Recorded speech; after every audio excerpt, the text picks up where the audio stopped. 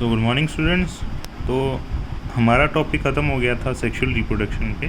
तो अभी हम आगे डिटेल में जाएंगे इस टॉपिक के। तो अभी हमारा टॉपिक है एसेक्सुअल रिप्रोडक्शन। तो देख सकते हैं आप, ये जो मेथड है इसमें एक सिंगल इंडिविजुअल वो अपने जैसे ऑफस्प्रिंग को प्रोड्यूस करने के कैपेबल होता है, मतलब अपने जैसे ऑफस्प्रिंग बच्चों को पैदा कर सकता है। और जो ऑफस्प्रिंग्स होते हैं, सबसे पहली बात तो वो बिल्कुल कॉपी होते हैं, डिट्टो अपने पेरेंट्स जैसे होते हैं। आप बिल्कुल भी उनको डिफ्रेंशिएट नहीं कर सकते कि कौन बच्चा है कौन पेरेंट्स हैं, क्योंकि वो बिल्कुल एग्जैक्ट कॉपी होते हैं। और इनको हम क्लोन भी कह देते हैं। एक वर्ड यूज़ करते हैं क्लोन, जिसका मतलब है कि morphologically and genetically similar individual. आप यहाँ पर डायग्राम में भी देख सकते हैं, एक पेरेंट सेल है, उसके ऊपर एक छोटी सी बड आ गई है और वो बिल्कुल ही आगे जब मैच्योर हो जाएगी तो पेरेंट जैसी बन जाएगी। और यहाँ पे भी देखिए आप, एक न्यूक्लियस है, एक अमीबा है, अमीबा के अंदर न्यूक्लियस है और न्यूक्लियस डिवाइड करता है सबसे पहले, जिसको हम बोलते हैं कैरियोकाइनेसिस। और कैरियोकाइनेसिस के बाद साइटोप्लाज्म डिवाइड करता है, जिसको हम बोलते हैं साइटोकाइनेसिस। और इस तरह से एक सेल से दो सेल आ गए हमारे पास। देखिए ऊपर पेरेंट सेल है और नीचे लिखा हुआ डॉटर सेल, और वो बिल्कुल ही पेरेंट जैसे हैं। आप बिल्कुल भी इनको डिफ्रेंशिएट नहीं कर सकते कि ये पेरेंट से अलग हैं।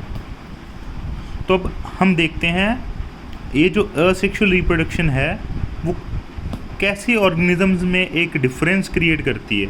तो एसेक्सुअल रिप्रोडक्शन है बेसिकली, ये होती है ज़्यादातर सिंगल सेल ऑर्गेनिजम्स के अंदर। प्लांट एंड जो कह सकते हो एनिमल्स हैं उनमें बहुत कम होती है। ज़्यादातर ये होती है सिंगल सेल ऑर्गेनिजम्स के अंदर, जैसे कि प्रोटिस्टा, मोनेरा। इनका जो पेरेंट सेल है वो डिवाइड करके दो नए इंडिविजुअल को बॉर्न कर देता है। आप देख सकते हैं आगे इनमें डायग्राम भी है हमारे पास, ये देख सकते हो एसेक्सुअल रिप्रोडक्शन के डिफरेंट डायग्राम्स हैं। सबसे फर्स्ट है जूस्पोर्स ऑफ क्लेमाइडोमोनास, इसमें जूस्पोर हैं। अब यहाँ पे देखिए बड़ी इंटरेस्टिंग चीज़ है, जैसे मैंने आपको पहले भी बताया था बायोलॉजी के अंदर, अगर आपने बायोलॉजी को इजीली समझना है तो आप वर्ड्स को समझिए। जहाँ पर देखिए जूस्पोर्स।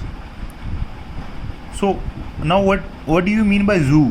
जू का मतलब होता है बायोलॉजी में जो मूवमेंट करे, एनिमल लाइक स्ट्रक्चर कह सकते हो, और जो मूवमेंट करे। स्पोर मीन्स असेक्सुअल, कोई भी जो सेल है जो असेक्सुअल रिप्रोडक्शन करे। तो जूस्पोर्स क्या हैं?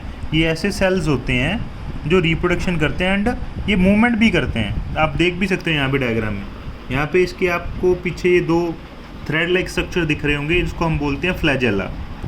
और क्या है? Conidia of penicillium. ये देखिए, ये पेंसिलियम का डायग्राम है, इसके जो ये सेल हैं इसको हम बोलते हैं कोनिडिया।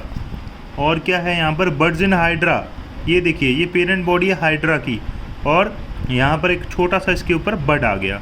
अब ये बड ग्रो करेगा और एक नए पेरेंट को जन्म दे देगा। और यहाँ पर है हमारे पास जेम्यूल इन स्पॉन्ज। ये स्पॉन्ज का डायग्राम है ये सारा। इसके अंदर ये देख सकते हो आप, छोटे छोटे राउंड स्ट्रक्चर्स जो आपको दिख रहे हैं, ये हैं जेम्यूल्स। तो जो ये ऑर्गेनिजम्स होते हैं इनके अंदर सेल डिवीज़न ही एक रिप्रोडक्शन का मेथड है। जैसे कि आप एग्जाम्पल लीजिए, हमारी बॉडी के अंदर सेल डिवीज़न होती है। हमारी बॉडी के अंदर सेल डिवीज़न रिप्रोडक्शन को लीड नहीं करती। ज़रूरी नहीं है कि सेल डिवीज़न हो रिप्रोडक्शन के लिए ही। जैसे जब हम छोटे होते हैं और फिर जब जैसे जैसे ग्रो करते हैं हमारी बॉडी के अंदर सेल डिवाइड करते हैं, नए सेल ऐड होते हैं, हमारी बॉडी बड़ी हो जाती है। लेकिन रिप्रोडक्शन तो नहीं हुई ना, उसके लिए अलग से सेल होते हैं, that is a different matter.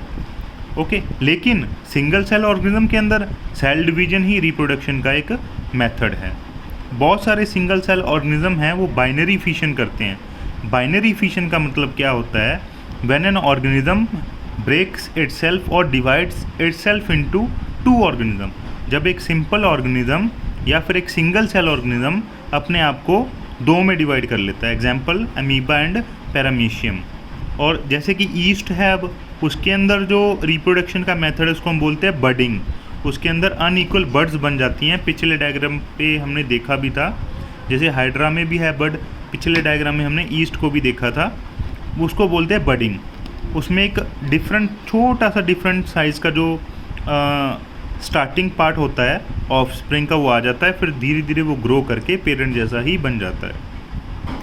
अब जो किंगडम फंजाई है और सिंपल प्लांट्स हैं जैसे कि एल्गी, ये भी कुछ स्पेशल सेक्सुअल रिप्रोडक्शन से प्रोड्यूस करते हैं। इनमें जो मोस्ट कॉमन स्ट्रक्चर है वो होते हैं जूस्पोर्स, जो आप फर्स्ट नंबर पे देख रहे हो।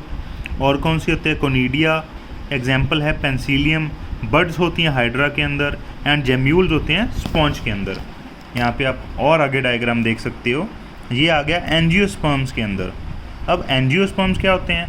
ये बहुत बड़ी इंटरेस्टिंग चीज़ है अपने आप में। एक एंजियोस्पर्म्स होते हैं फ्लावरिंग प्लांट्स, एक होते हैं जिम्नोस्पर्म्स। जिम्नोस्पर्म्स होते हैं नॉन फ्लावरिंग प्लांट्स। इसको आप याद भी कर सकते हो, जैसे मैं हमेशा बच्चों को बताता होता हूँ। जिम्नोस्पर्म्स, अगर आप इसको देखो तो पहले 3 वर्ड्स हैं GYM, जिम। अब देखो जो जिम मारते हैं जो बंदे, हम मोस्टली अगर हम बात करें जो जिम लगाते हैं, तो हम प्रॉबेबली उनसे एक्सपेक्ट नहीं करेंगे कि वो फूलों की बातें करेंगे, फ्लावर्स की बातें करेंगे। उनके पास होगी लड़ाई वाली बातें या कुछ समथिंग लाइक दैट। तो इसको आप रिलेट कर सकते हो एक तरह से। जिम्नोस्पर्म्स होते हैं नॉन फ्लावरिंग, उनके पास फ्लावर की बातें नहीं होती। और एक होते हैं एंजियोस्पर्म्स। एंजियोस्पर्म्स कौन से होते हैं? Flowering plants. तो यहाँ पर भी हमारे पास काफ़ी एंजियोस्पर्म्स के पास भी वेजिटेटिव स्ट्रक्चर्स हैं जिनके द्वारा रिप्रोडक्शन होती है। सबसे फर्स्ट है पोटैटो का, आलू का एग्जाम्पल अगर हम बात करें तो आपने सभी के घर पे आलू होते हैं मोस्टली, तो आपने देखा भी होगा कई बार आलू के अंदर ग्रीन सा एक पार्ट सा होता है, डीप डिप्रेशन सा होता है ग्रीन से कलर का, जिसको हम बोलते हैं आइज़। इसको आइज़ भी बोल देते हैं या फिर बड भी बोला जाता है। ये देख भी सकते हैं जर्मिनेटिंग आई बड, जो जर्मिनेट कर रही है एक आई, जो बड है वो ग्रो कर रही है। अब ये जो बड है यहाँ से ग्रो करेगी, एक नया प्लांट बन जाएगा पोटैटो का, जिस पे और ज़्यादा पोटैटो लग सकते हैं। उसी तरह से और भी एग्जांपल है राइजोम ऑफ जिंजर। अदरक जो होती है हमारे घर पर, उसको भी रिप्रोडक्शन करवाने के लिए कुछ ज़्यादा मेहनत करने की ज़रूरत नहीं पड़ती। उसके जो पार्ट्स हैं देख सकते हो आप, नोड्स को अगर आप काट के ज़मीन में लगा दोगे तो उससे आपको एक नया जिंजर का प्लांट मिल जाएगा। ये bulbil of agave, leaf bud of bryophyllum, offset of water hyacinth. ये देखिए लीफ ऑफ ब्रायोफाइलम। अब ये बड़ा इंटरेस्टिंग एग्जाम्पल है। अब देख सकते हो एक पत्ते के ऊपर ही नया प्लांट ग्रो कर रहा है, मतलब हाउ इंटरेस्टिंग इज दिस। ये एक लीफ है ब्रायोफाइलम का, आप देख सकते हो इस लीफ के ऊपर ही एडवेंटिशियस बड्स हैं और उनके ऊपर ही एक नया प्लांट स्टार्ट हो गया बनना। ये देख सकते हो इसमें ये सारी इसकी रूट्स हैं, ये नया प्लांट है जर्मिनेटिंग प्लांट, इसी से एक नया प्लांट बन जाएगा। अगर हम ये लीफ को मिट्टी के अंदर दबा दें और इसको एक प्रॉपर इन्वायरमेंट दे दें तो इसी से एक नया प्लांट बन जाएगा। और ये है offset of water hyacinth. Water hyacinth काफ़ी इंपॉर्टेंट प्लांट है स्टूडेंट्स बायोलॉजी के अंदर, जिसको हम टेरर ऑफ बंगाल भी बोल देते हैं।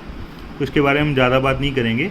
इसका जो ऑफसेट होता है, इसका एक पार्ट है देख सकते हो, ऐसे इसका पार्ट ब्रेक हो जाता है और उसी से एक नया और प्लांट बन जाता है। तो अभी हम आगे बात करते हैं वेजिटेटिव रिप्रोडक्शन। एग्जाम्पल तो मैंने आपको बता ही दिया। अगर हम बात करें वेजिटेटिव रिप्रोडक्शन क्या होती है, वेजिटेटिव प्रोपोगेशन का मतलब होता है जब हम किसी भी प्लांट के फ्लावर को छोड़ के किसी भी अदर पार्ट से नया प्लांट बना लें, जैसे कि रूट्स। अब नॉर्मली हमको पता है रूट से नया प्लांट ग्रो नहीं करता, लेकिन कुछ प्लांट में कर भी जाता है, उसको हम बोलते हैं वेजिटेटिव प्रोपोगेशन। अब जो स्टेम है जो आप देखते हो ग्रीन कलर की या फिर वुडी कलर की, उससे नया प्लांट नहीं बनता, लेकिन कुछ प्लांट्स में बन भी जाता है, उससे नया प्लांट बन जाता है, उसको भी हम बोलते हैं वेजिटेटिव प्रोपोगेशन। लीफ है, आप इमेजिन नहीं कर सकते कि एक लीफ से नया प्लांट बन जाए, लेकिन कुछ स्पेशल प्लांट्स होते हैं जिनके लीफ से एक नया प्लांट बन जाता है, वो भी हम उसको क्या बोलते हैं, वेजिटेटिव प्रोपोगेशन। इसका एग्जांपल्स आप सभी ने देख ही लिए हैं। तो ये सारे जो हैं हमारे एसेक्सुअल रिप्रोडक्शन के पार्ट्स हैं आगे। Thank you.